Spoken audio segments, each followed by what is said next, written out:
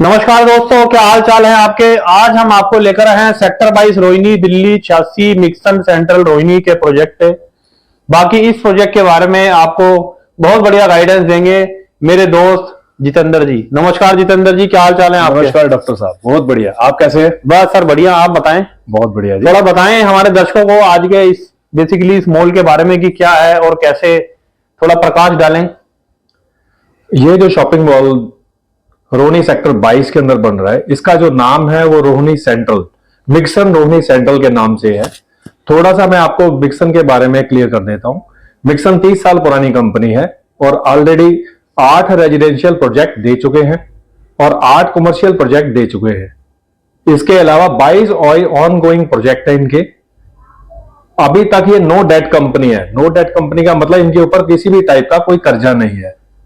Tata housing finance बैठी है देने के लिए, फाइनेंस करने के लिए, लेकिन कंपनी इस चीज को डिनाई कर रही है। और इन्होंने इस एरिया के अंदर शॉपिंग मॉल इसको इसलिए चुना, इस जगह को, ये डीडीए से लैंड परचेज की है, no paid up value land है।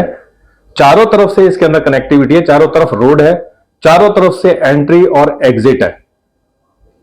इसकी कनेक्टिविटी की बात करें तो यूईआर टू अर्बन एक्सटेंशन रोड जो सा है वो अप्रोक्सीमेट 1.25 किलोमीटर की दूरी के ऊपर है।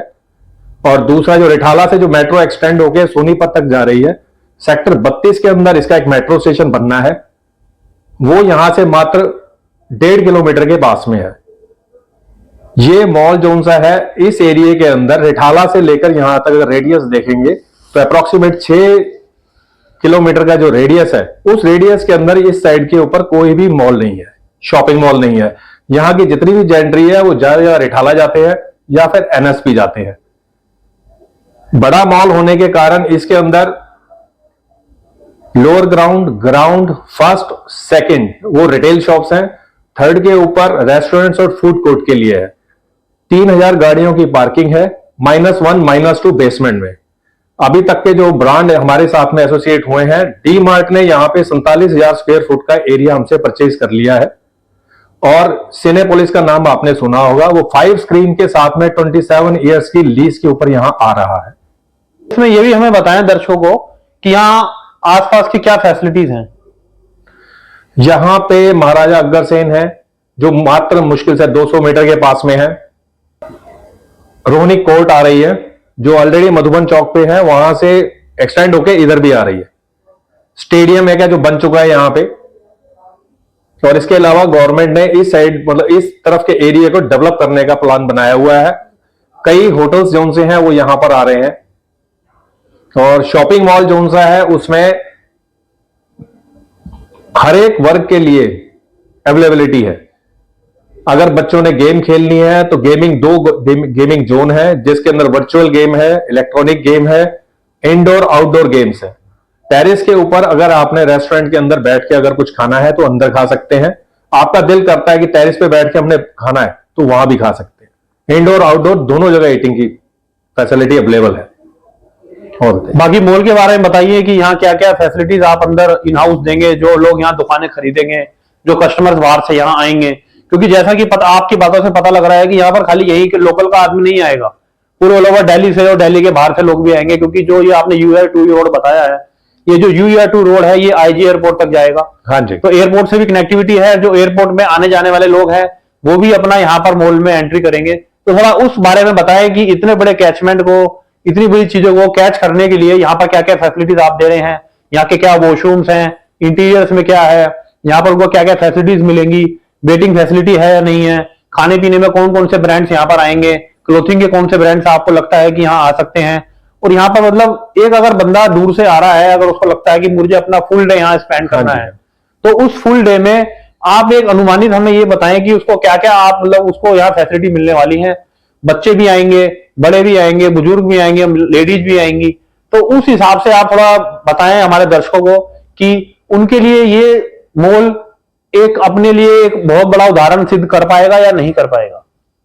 देखिए, जैसे आपने पहले ही बताया है कि UR2 से जो सा IGI एयरपोर्ट जोन सा है, अगर बात करें शॉपिंग मिक्सन शॉपिंग मॉल से 22 किलोमीटर का एरिया है यहां से IGI एयरपोर्ट का।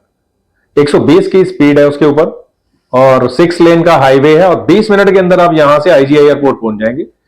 वही जो सा UI2 है आगे जाके द्वारका एक्सप्रेस वे में टच करेगा और सीधा मुंबई एक्सप्रेस वे में साथ में टच करेगा उसको। इसके अलावा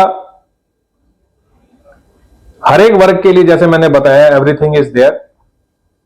बच्चों के लिए गेमिंग जोन है, बड़ों के लिए 5 स्क्रीन के साथ में सिनेपोलिस है, डी मार्ट जो आपको पता ही है कि कॉम्पिटेटिव रेट के अंदर वो प्रोडक्ट प्रोवाइड करते हैं।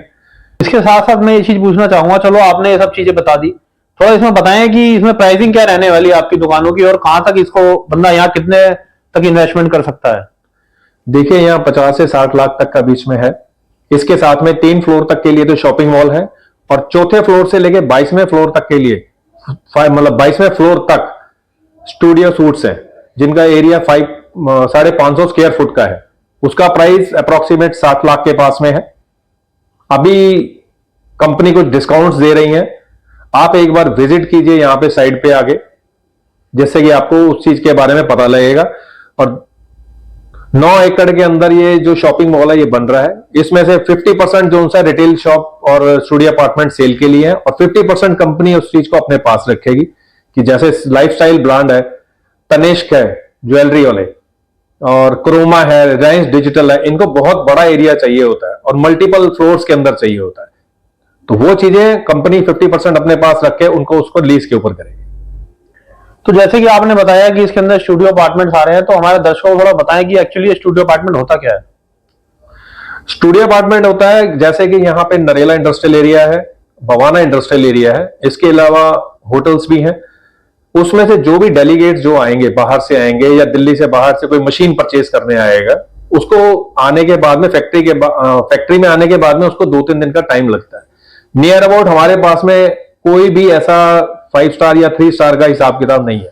तो वो ये हो सकता है कि वो यहां आके रुकेंगे बिजनेस सूट में, 2 दिन रुकना है, 3 दिन रुकना है। उसके अंदर 550 स्क्वायर फुट का एरिया है, उसमें डबल बेड है, मतलब कंपनी फुली फर्निश करके देगी, सिर्फ मूवेबल आइटम उसके अंदर नहीं रहेंगे। थोड़ा प्रकाश डालें कि इसमें जो आप बता रहे हैं कि फुल्ली फर्निश्ड, इसमें मोटा मोटा क्या चीज कंपनी इसमें हमारे को मतलब लगा के देगी?